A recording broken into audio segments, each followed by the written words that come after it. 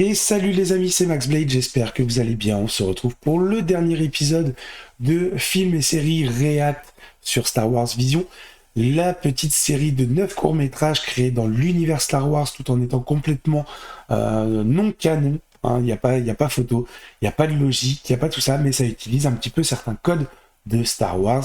C'est disponible, je le rappelle, sur Disney+. Et c'est plutôt pas mal, mais on va revenir sur la vie générale après avoir vu l'épisode 8, qui est avec les personnages affichés en photo, et puis derrière on passera à l'épisode 9, le dernier des courts-métrages, avant de vous donner mon avis global. Avant d'aller plus loin aussi dans la vidéo, bien comme d'habitude, je vous invite à balancer les méga pouces bleus qui aident la chaîne, qui m'aident à la faire grandir et aussi à voir que ça vous plaît, à vous abonner si ce n'est pas déjà fait, et à activer la petite cloche de notif qui vous met au courant dès que je pars en live, dès que je m'enligne une nouvelle vidéo. N'hésite pas non plus à me rejoindre sur les différents réseaux sociaux en description de cette vidéo. Du coup, l'épisode 8, qui s'intitule Lop et Ocho, eh bien, ça se passe sur la planète Tao, qui est riche en ressources, qui en fait une perspective alléchante pour l'Empire, qui a promis à ses habitants un développement industriel en échange de leur occupation. On sait comment ça se passe avec l'Empire. S'il y a pas mal de ressources, de toute façon, ils vont se l'approprier. Des années d'industrie plus tard, qui ont dépouillé la planète, laissant ceux qui restent de côté, ou de l'autre, d'un côté ou de l'autre, donc soit pour l'Empire, soit contre lui. Et bien sûr, ça va se compliquer par Lop et Ocho, qui vont être les deux héroïnes de l'épisode. La première, c'est une lapin de l'espace que vous voyez juste derrière moi. Et tout simplement, il y a beaucoup de choses à dire par rapport à Lop. Ça, c'est assez important. Lop va être vraiment celle qu'on va plus suivre, même plus que sa sœur Ocho. Donc Lop, en fait, c'était un des travailleurs de l'Empire, mais elle était encore très petite, et c'est surtout ses parents qui étaient les travailleurs de l'Empire. Elle, c'était l'enfant des travailleurs, donc eh bien c'était d'office une future esclave, et elle se retrouve à s'échapper, à se retrouver sous la garde du patron Yazaburo, et donc de sa fille Ocho. Ils décident de créer une seule et même famille, en réalité leur famille étant assez aisée, mais très traditionnaliste. Le père est en désaccord avec la conviction d'Ocho, une fois grandi, puisque Ocho, qui elle est la fille de sang, décide en fait un petit peu que l'Empire est peut-être salutaire. Donc l'Empire pour elle doit être embrassé et profiter de ce que l'Empire va nous donner, alors que le père et du coup Lop sont complètement opposés. Surtout avec ce petit saut de plusieurs années dans le futur où les enfants, que ce soit Lop comme Ocho, ont bien grandi et sont capables de prendre leurs propres décisions. La décision d'Ocho, comme je l'ai dit, elle est de se ranger du côté de l'Empire. Lorsque ses efforts à elle pour dissuader son père d'attaquer une raffinerie impériale tombent dans l'oreille d'un sourd, un officier impérial lui fait un discours tout simplement l'invitant à participer au redéveloppement de la planète après avoir symboliquement coupé sa queue de cheval. Je rappelle que dans cette famille, ils sont très traditionnels. Elle accepte au grand dégoût de Lop, donc de sa sœur, alors qu'elle était très proche. Lop avait une admiration pour Ocho jusque-là. Et Lop, du coup, qui a fini par considérer cette planète comme son propre foyer, voit un petit peu sa sœur la trahir. En plus, il s'avère que la famille Yazaburo, elle a une longue histoire de préservation des arts Jedi. Alors, ce ne sont pas des Jedi, il faut être clair, je le répète, ça n'a aucune cohérence avec le canon et avec le lore Star Wars original. Là, c'est clairement un ancien Jedi qui serait venu, qui aurait confié son sabre laser et demandé à la famille Yazaburo de le protéger. C'est un petit peu comme ça que ça se passe au départ. Bien sûr, du coup, eh bien, vous l'avez deviné, on va avoir des affrontements entre les deux sœurs. Le père, étant plutôt du côté de Lop, décide au final de donner la succession de la famille à Lop, puisque Ocho leur a, pour lui, tourné le dos. Ça, c'est le premier point assez important, et c'est à ce moment-là, du coup, que le père montre à Lop le sabre laser, leur apprend que même s'ils ne sont pas liés par le sang, ils sont toujours de la même famille avec sa sœur. Yazaburo part donc affronter sa propre fille, et Lop n'est pas loin derrière, mais la bataille qui s'ensuit prouve qu'elle est irrécupérable. Ocho a vraiment tourné le dos, et dans les images, on le voit, ils la font passer un petit peu pour un Sith, ou en tout cas quelqu'un qui passe du côté obscur, puisque ses pupilles changent. Alors que, voilà, de base, il n'y a rien qui nous dit que c'est des personnes qui eux-mêmes maîtrisent la force. C'est là où, bon, c'est pour montrer qu'elle passe du mauvais côté, tout simplement, mais voilà.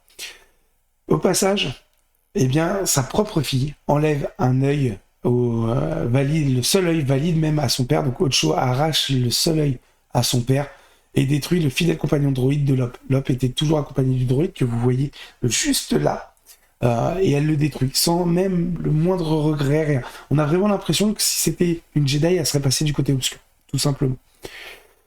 Ensuite, eh bien, il y a un petit combat entre Lop et Ocho. Lop va perdre un petit peu au départ, et puis il y a un climax qui fait qu'elle revient en force avec les yeux très très clairs du bleu qu'elle a, mais vraiment pour montrer qu'elle est limite du côté lumineux et que sa sœur est du côté obscur tout simplement. Et Ocho semble vaincue, elle est sauvée par une navette impériale et emportée, l'histoire restant assez ouverte. C'est comme ça que se finit l'épisode. Et il est vrai que du coup on se dit, est-ce qu'il n'y aura pas une suite? C'est pas le seul petit court-métrage qui se termine comme ça. Il n'y a pas réellement de fin, mais c'est plutôt sympa. Alors c'est un épisode que j'ai trouvé sympathique à regarder, c'est pas le meilleur, c'est pas le plus dingue. Il se laissait regarder, mais voilà, c'est pas assez développé selon moi, mais avec un court-métrage, on ne peut pas tout développer non plus. Je vous propose maintenant donc de passer à l'épisode 9. L'épisode 9 où on va suivre un Jedi qui ressemble plus à un samouraï, qui est Tsubaki. C'est donc un Jedi itinérant dont les pouvoirs sont en panne entre guillemets parce qu'il souffre beaucoup. On va le voir énormément en souffrance avec des images, des visions qui vont nous rappeler un petit peu un petit parallèle avec Anakin quand il fait ses petits rêves de la mort de sa mère, puis celle de Padmé, etc. Ça rappelle un petit peu ça, et réellement, on peut faire un énorme parallèle dans les choix de Tsubaki et ceux d'Anakin. Je pense que c'est pour moi, et c'est ce que j'ai ressenti, le côté de cet épisode est de montrer que des fois, en voulant faire quelque chose de bien, on peut être amené à faire quelque chose de mal à la fin, donc il faut toujours faire attention. Donc il souffre énormément, il a vraiment ces douleurs à la tête, et il a également des antécédents avec Misa, qui est donc la princesse du peuple d'une des planètes qu'il a déjà été plus d'une fois. Il y a été plus jeune, on a même des flashbacks plus jeunes. Et en fait, il rêve sans cesse qu'il va tuer quelqu'un, et il apprend que le père de Misa a été tué par sa propre sœur qui était un Sith.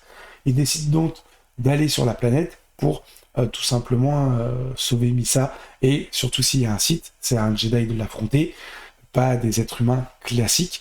Dans sa tête, c'est ça. Au passage, dans l'épisode, on a son maître qui lui dit qu'il vaut mieux qu'il n'y aille pas lui, mais quelqu'un d'autre, avec l'état émotionnel qu'il est. S'il bascule, il sera tenté, et s'il bascule, il sera irrécupérable en tout cas.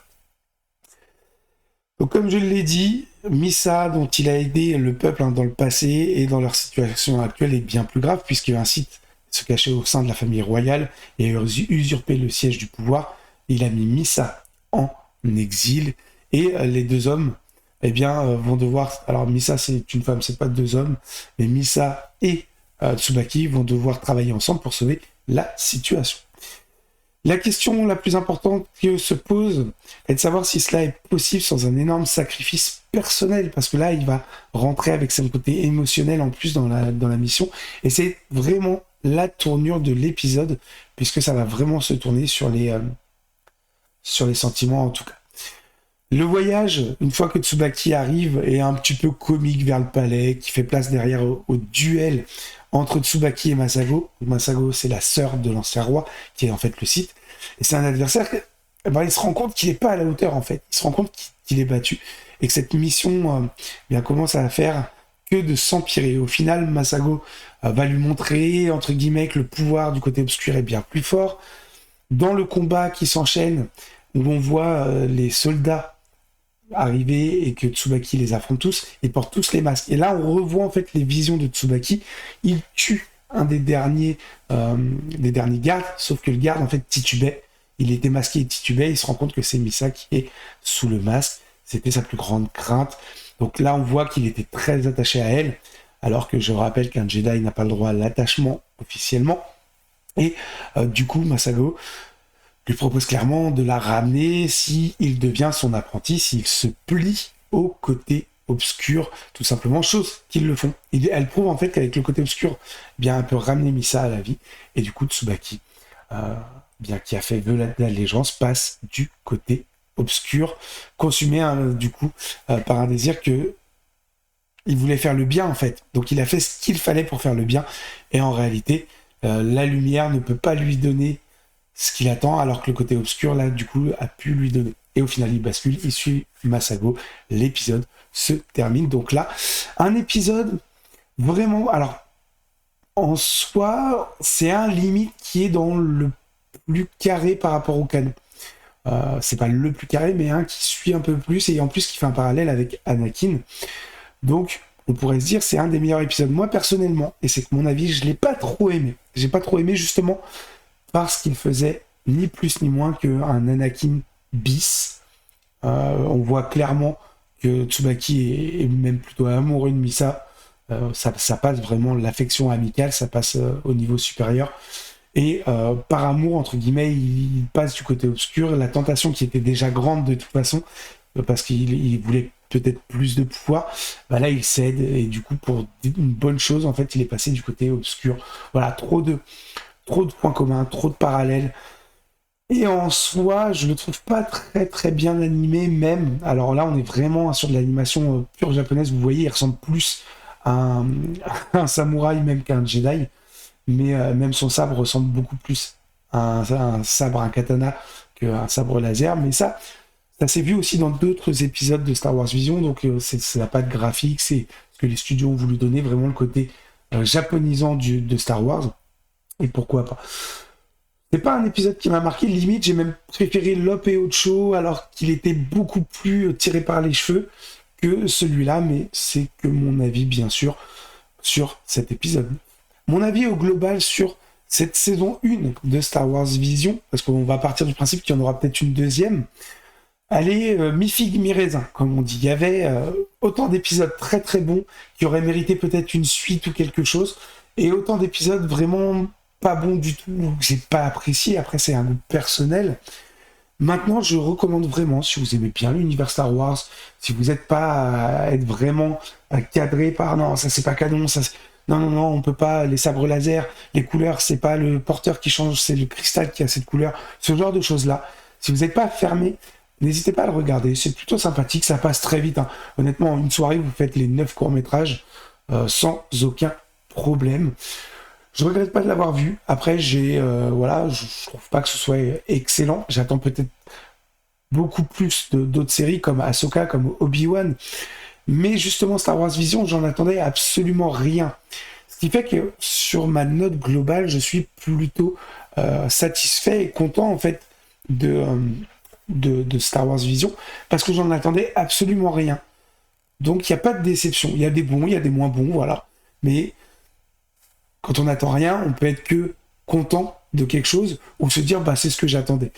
Obi-Wan, Ahsoka par exemple, je risque plus la déception, j'en attends beaucoup. Donc peut-être que je risque plus de déception, peut-être que je serai même plus critique. Tout comme sur la série Boba Fett qui va arriver, je crois, en décembre, où j'attends certaines choses. Peut-être je serai déçu, peut-être pas du tout. Là, en tout cas, je peux pas être déçu. J'en attendais absolument rien. Je suis même agréablement surpris plutôt de Star Wars Vision et je vous recommande clairement d'aller le regarder si vous ne l'avez pas fait, de regarder les épisodes et n'hésitez pas à mettre un petit commentaire me donnant votre avis général sur Star Wars Vision, quel a été votre ressenti, est-ce que vous avez apprécié ou pas, ça peut être sympa.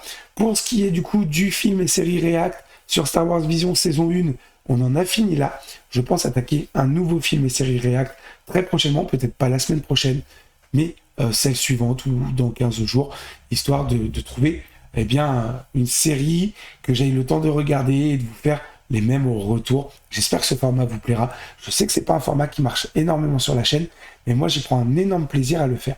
Sur ce les amis, je vous laisse là. Passez une bonne journée et puis on se retrouve dès demain pour une nouvelle vidéo.